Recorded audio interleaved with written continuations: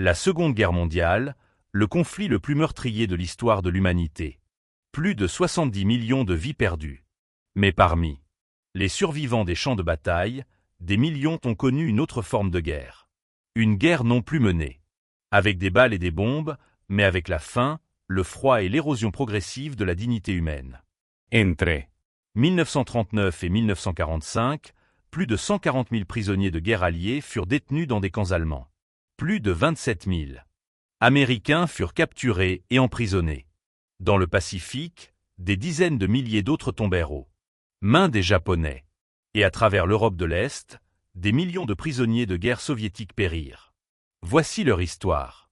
Une histoire d'une cruauté inimaginable et d'une humanité insoupçonnée.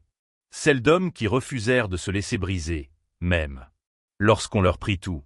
Pour la plupart des prisonniers de guerre, le cauchemar commença au moment où ils levèrent les mains et se rendirent.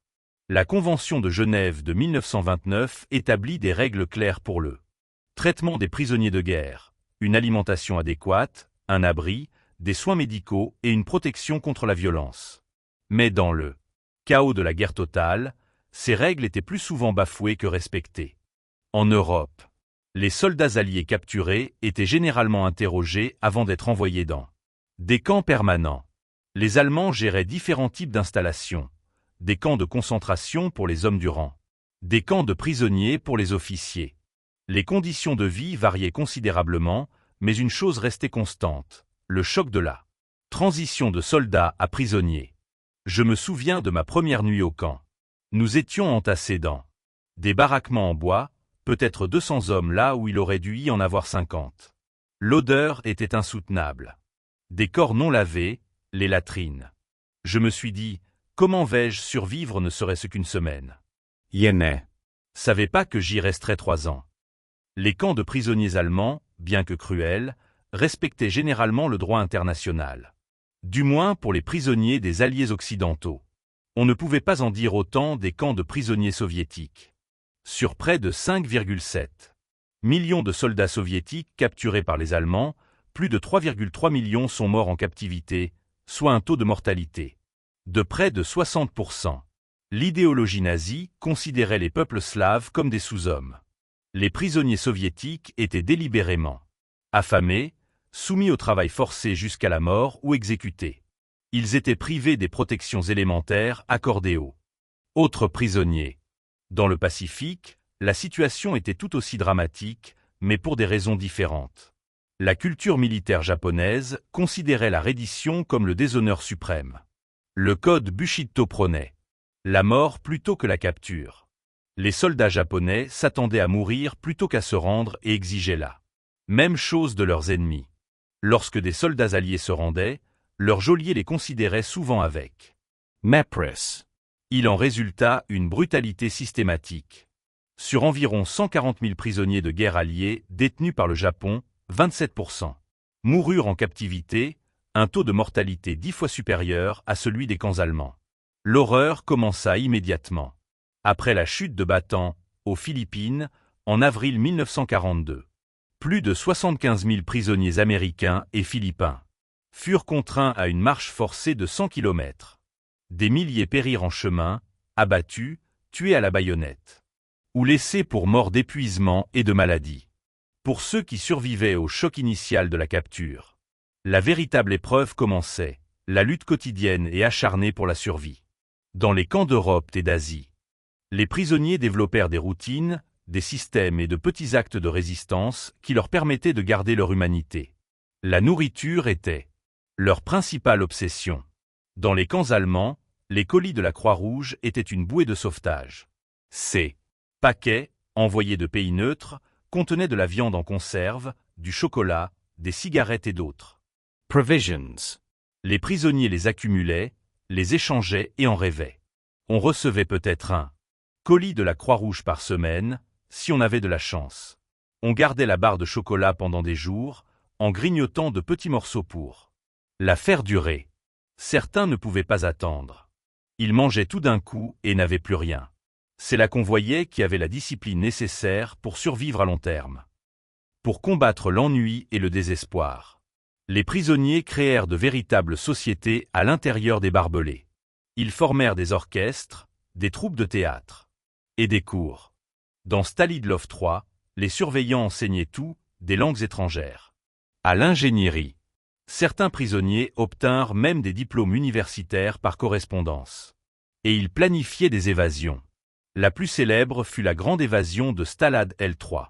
En mars 1944. Plus de 600 prisonniers travaillèrent pendant des mois à creuser 3 tunnels, Tom, Dick et Harry. Ils y construisirent un atelier souterrain, fabriquèrent de faux papiers et confectionnèrent des vêtements civils à partir de matériaux de récupération. Dans la nuit du 24 mars, 76 hommes s'évadèrent par le tunnel Harry, mais seuls 3 parvinrent à la liberté. La Gestapo captura les autres. Hitler, furieux, ordonna l'exécution des 76. Ces officiers parvinrent à négocier avec lui, mais 50 hommes furent tout de même assassinés et leurs corps abandonnés le long des routes allemandes. En guise d'avertissement. Dans les camps japonais, la survie était encore plus précaire. Les prisonniers étaient systématiquement utilisés comme main-d'œuvre forcée sur des chantiers de construction gigantesques. Le plus tristement célèbre fut le chemin de fer de Birmanie. 258. Maître de voies ferrées creusées à travers montagnes et jungles. Plus de 60 000 prisonniers de guerre alliés et 200 000 travailleurs asiatiques furent contraints d'y travailler. Ils travaillaient sous une chaleur accablante, avec une nourriture insuffisante et sans soins médicaux. Les maladies tropicales, le paludisme, la dysenterie et le cholédoque se propageaient dans les camps. À elle. Achèvement du chemin de fer en octobre 1943, plus de 12 000 prisonniers alliés étaient morts. Le nombre de morts asiatiques était encore plus élevé. Les estimations varient entre 90 000 et 120 000 morts. Chaque matin, nous comptions les victimes de la nuit. Nous sortions les corps et continuions à travailler. S'arrêter, c'était mourir. C'était aussi simple que cela. Il fallait avancer, un pied après l'autre, en se disant qu'on tiendrait un jour de plus. Les soins médicaux étaient quasi inexistants.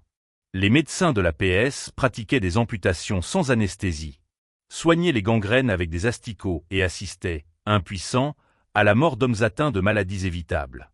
Pourtant, ces médecins sont devenus des héros, sauvant d'innombrables vies grâce à leur seul sens de l'improvisation et à leur détermination sans faille.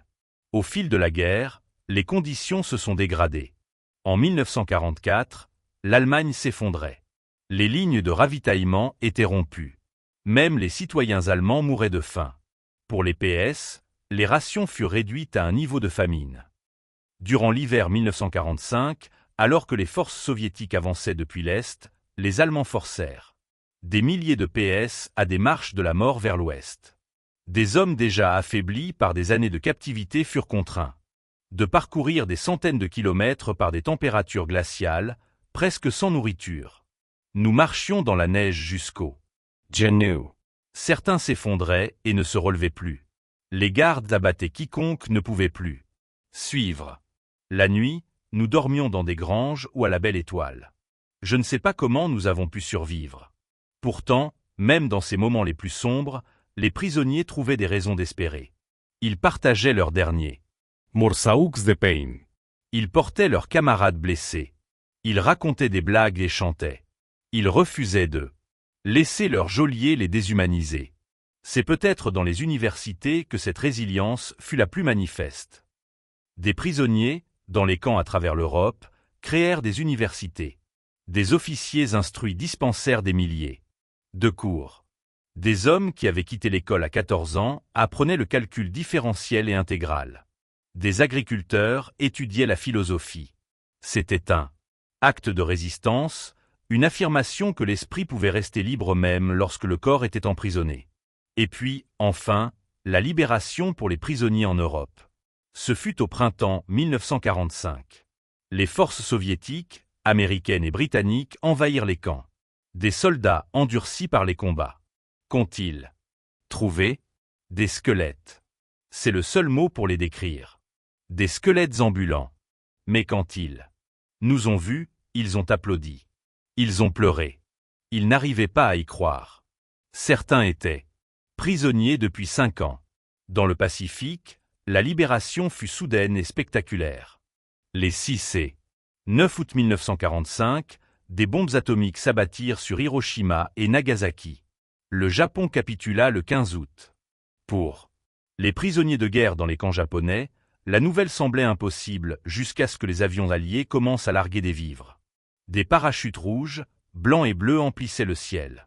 Ils larguaient de la nourriture, des médicaments, tout. Nous restions là, figés, à regarder. Les gardes avaient fui. Nous étions libres. Après 3 ans et demi, nous étions enfin libres. La guerre était finie. Mais pour de nombreux anciens prisonniers de guerre, le combat ne faisait que commencer. Ils sont rentrés chez eux, auprès de familles incapables de comprendre ce qu'ils avaient vécu. Nombre d'entre eux ont souffert de ce que l'on appelle aujourd'hui un syndrome de stress post-traumatique, cauchemar, flashback, incapacité à reprendre une vie normale. Pourtant, la plupart ont trouvé un chemin vers l'avenir. Ils se sont mariés, ont fondé une famille, ont bâti une carrière. Ils ont témoigné de ce qu'ils avaient vécu, bien que beaucoup aient attendu des décennies avant de pouvoir en parler.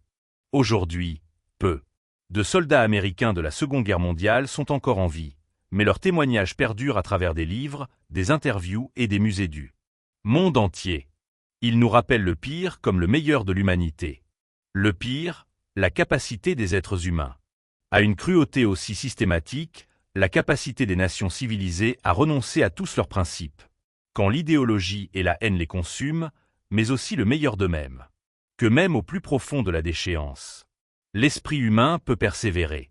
Que les hommes peuvent conserver leur dignité, leur compassion, leur humanité essentielle, même dépouillés de tout. Les prisonniers de guerre de la Seconde Guerre mondiale nous enseignent que l'espoir n'est pas qu'une émotion. C'est un choix, une décision de croire, même dans la nuit la plus sombre, que le jour Se libera. Ils nous enseignent que nous sommes plus que nos circonstances, que nos geôliers peuvent emprisonner nos corps, mais jamais nos âmes.